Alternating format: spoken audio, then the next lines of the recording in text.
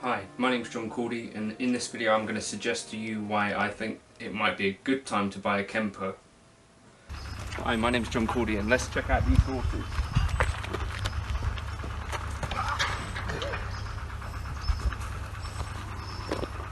Always approach from directly behind, as I told you before. That's enough.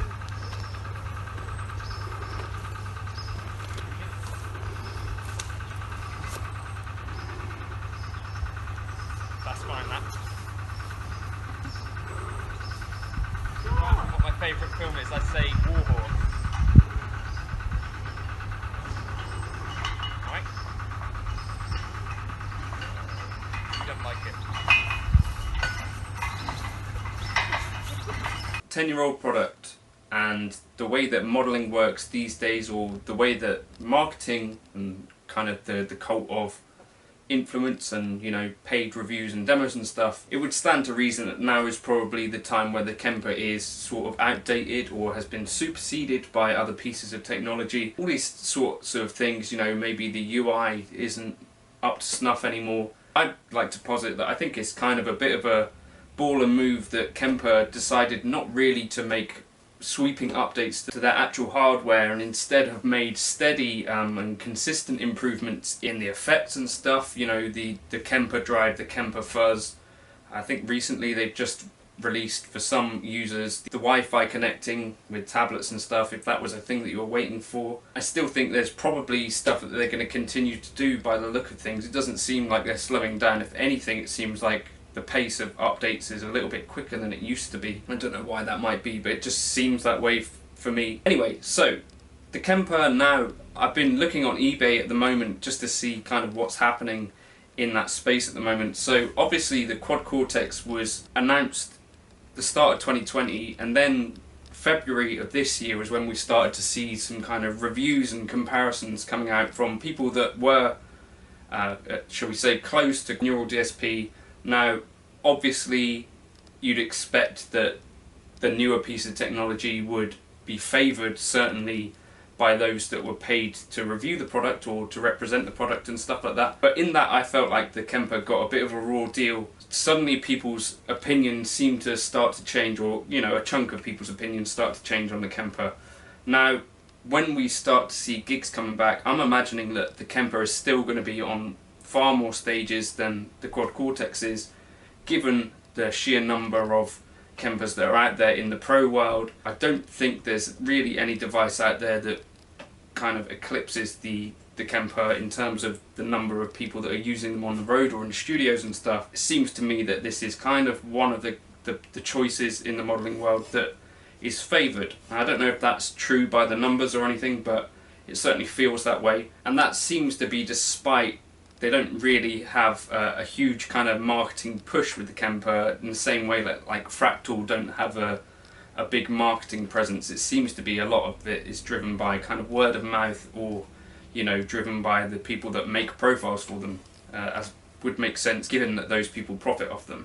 What you do have in the Kemper at the moment is kind of 10 years of best practice and stuff, and you've got 10 years of people collecting profiles and trying to put together the best profiles that they can for consumption by the wider public. And also you've got 10 years of updates, you know, 10 years of improvements to the reverbs, to the delays, to the drive and the fuzz, which are more recent.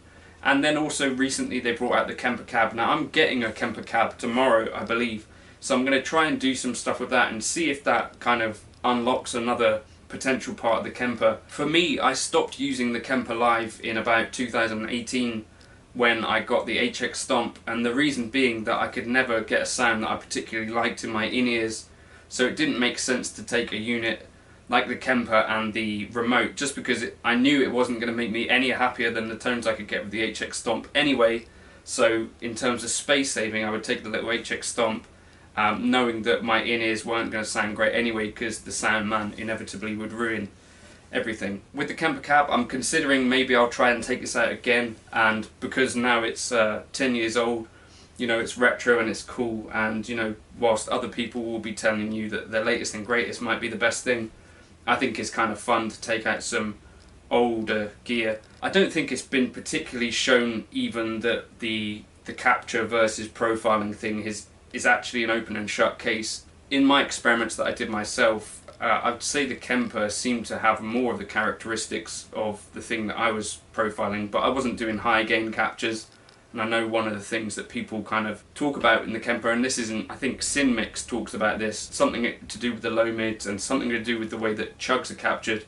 But I think there are also kind of little tricks and bits and pieces that people are missing in the refining stages, which has not been necessarily perfectly described. Although there is a video with, is it Guido Bungenstock? I don't know if I'm saying that. I mean, I'm fairly confident I'm saying that horribly wrong. But anyway, there's probably better ways to profile. It might be nice for Kemper to do an update and say, you know, this is how we would expect you to profile when you're making sounds. This is how you expect you to use the refining feature.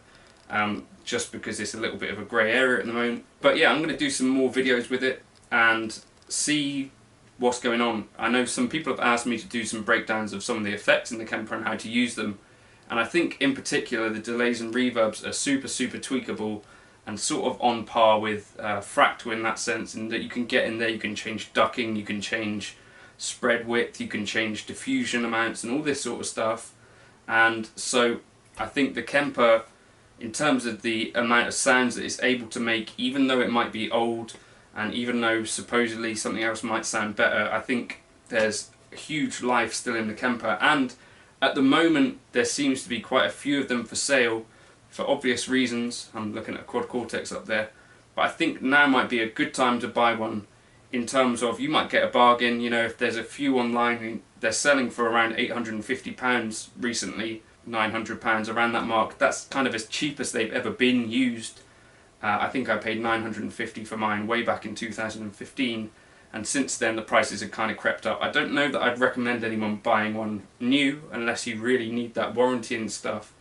£1,450, £1,500 new feels maybe slightly expensive for something that reasonably we might expect them to bring out an update at some point, new hardware. I think that has got to be on the cards, hasn't it? I don't know, maybe it's not, but that's kind of my instinct.